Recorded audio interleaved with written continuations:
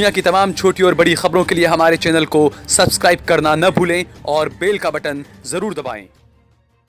गुस्साए राजनाथ ने क्यों की इस्तीफे की पेशकश? आरएसएस के दखल के बाद माने राजनाथ सिंह। कमेटियों में जगह न मिलने से नाराज थे राजनाथ। नाराजगी के बाद राजनाथ को कमेटियों में मिली जगह। क्या आपको पता है कि कैबिनेट कमेटियों में जगह न मिलने से नाराज रक्षा मंत्री राजनाथ सिंह ने मोदी सरकार से इस्तीफा देने की धमकी दे दी थी? जी हां, रंगा बिरला की जोड़ी ने एक एक कर जिस तरह से भाजपा में सबको ठिकाने लगाया, उसी तर्ज पर अब सरकार में भी सबको ठिकाने लगाने का काम जोर और शोर से किया जाने लगा है।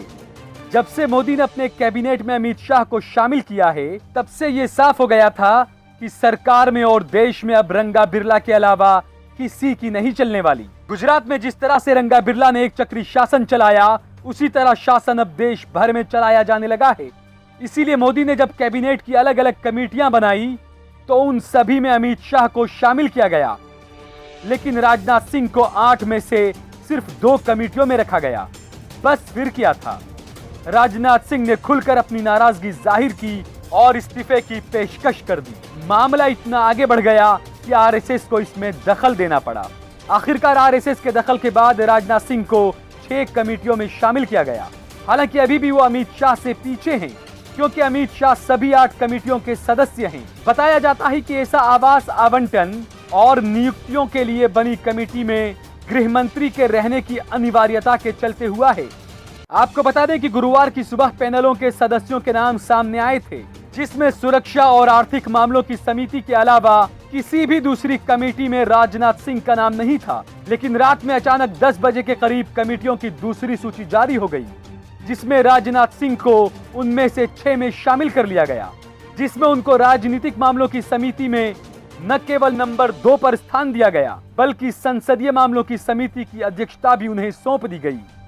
इसे लेकर दिन भर सत्ता के गलियारों में चर्चा गर्म रही। चूंकि तकनीकी तौर पर राजनाथ सिंह का सरकार में नंबर 2 का स्थान है, बावजूद इसके उनका दूसरी महत्वपूर्ण कमेटियों से बाहर रहना हर किसी के लिए हैरानी की बात थी। बताया जाता है कि राजनाथ सिंह भी इसको लेकर काफी परेशान और मायूस थे, जिसके बाद उन्होंने आरएसएस के आला नेतृत्व से बातचीत की। एक अखबार के हवाले से सामने आई खबर में बताया गया है कि उन्होंने इस्तीफे तक का प्रस्ताव दे दिया था। हालांकि इसकी स्वतंत्र रूप से अभी पुष्टि नहीं हो पाई है।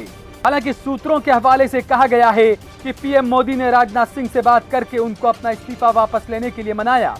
उधर बीजेपी के एक नेता ने कहा है कि ये अपमानित करने वाली बात थी और राजनाथ सिंह ऐसे नेता नहीं हैं जिसे वो नजरअंदाज कर दें। राजनाथ के करीबी इन नेताओं का कहना है कि कमेटी के पुनर्गठन के बावजूद सब कुछ ठीक नहीं चल रहा है। राजनाथ सिंह अब भी रंगा बिरला के रोडमैप से काफी खिन्न हैं। माना यह भी जा रहा है कि रंगा बिरला के लिए भाजपा में अगर सबसे बड़ी कोई चुनौती है तो वो राजनाथ सिंह हैं। अमित शाह का सभी कमेटियों में रहना कोई गैर वाजिब बात नहीं थी, क्योंकि गृह मंत्री रहते ये उनका अधिकार है और मोदी के पिछले कार्यकाल के दौरान गृह मंत्री रहते राजनाथ सिंह भी सभी कमेटियों के सदस्य थे। लेकिन मामला गंभीर तब हो गया जब उन्हें राजनीतिक मामलों और संसदीय मामलों की समिति तक में नहीं रखा गया, जबकि एक वरिष्ठ नेता होने के नाते राजनीतिक मामलों में उनकी उपयोगिता बढ़ जाती है। साथ ही संसदीय मामलों का इतने सालों का अनुभव होने के नाते वो संसदीय मामलों की समिति के स्वाभाविक दावेदार हो जाते हैं। लेकिन जब ऐसा नहीं हुआ तो ये माना गया कि भले ही वो तकनीकी रूप से नंबर 2 हों, लेकिन सभी व्यवहारिक उद्देश्यों के लिहाज से अब अमित शाह को वो जगह दी जा रही है।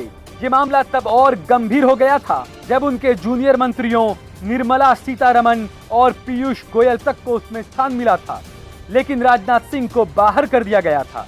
सरकार का ये तर्क भी नहीं चल सकता कि राजनाथ को राजनीतिक मामलों की समिति से इसलिए बाहर कर दिया गया था क्योंकि वो अब रक्षा मंत्री बन गए थे। सच ये है कि पिछली सरकार में मनोहर पर्रिकर और निर्मला सीतारमण के भी रक्षा मंत्री रहते उन्हें राजनीतिक मामलों की समिति में जगह मिली थी।